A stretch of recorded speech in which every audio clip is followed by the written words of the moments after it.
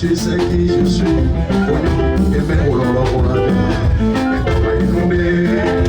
C'est dans cette ambiance conviviale et fraternelle que le prophète Joël Ayatollah a célébré son anniversaire ce dimanche 26 mai 2024 à Nice Hotel à Togben. Une occasion pour lui de lancer sa fondation Ifunaya. Nous avons lancé un gala de charité parce que vivre, c'est aider les autres à vivre. Ça a été mon slogan. Et pour fêter un anniversaire, on se rappelle du jour de sa naissance. Et on fait des réflexions. Pourquoi je suis venu dans ce monde? Et pour combler cette attente, c'est de penser quelque chose de plus grand, excellent, qui est une fondation. Nos attentes, nos objectifs ont été atteints. Les gens ont compris. Le message est passé.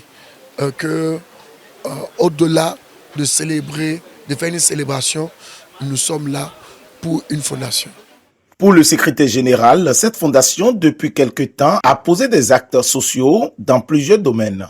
Nous avons déjà eu à faire beaucoup d'œuvres sociales dans le domaine de l'éducation, dans le domaine de la santé, dans le domaine de l'environnement, mais ça a été toujours des actions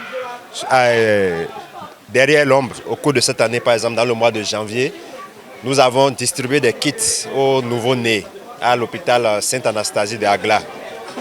Et en mars, nous avons fait ce qu'on appelle les Mega Days, où nous avons organisé au niveau du Carrefour Ouenoussou des consultations gratuites et également des séances de sensibilisation sur la palpation des seins. Nous avons eu à contribuer pour l'écolage de plusieurs élèves. Nous avons eu à payer la scolarité des enfants qui étaient en difficulté, plusieurs. La Fondation organise des conférences à l'approche des examens pour pouvoir aider les candidats aux examens, pour les aider, pour qu'ils puissent affronter les épreuves avec sérénité. Nous avons plein d'autres activités que nous avons eu à faire, notamment pendant la rentrée, pendant les fêtes de fin d'année, le partage de packages aux conducteurs de taxi moto, et pour ne citer que ceux-là. Tout comme beaucoup d'ailleurs, ce participant confirme qu'il repart vraiment d'une soirée très comblée. On ne s'attendait pas à cela du début jusqu'à la fin. On a vu que ça a été une soirée qui a été au rendez-vous. Et je suis très ému et attaché à cette fondation qui est du côté du social.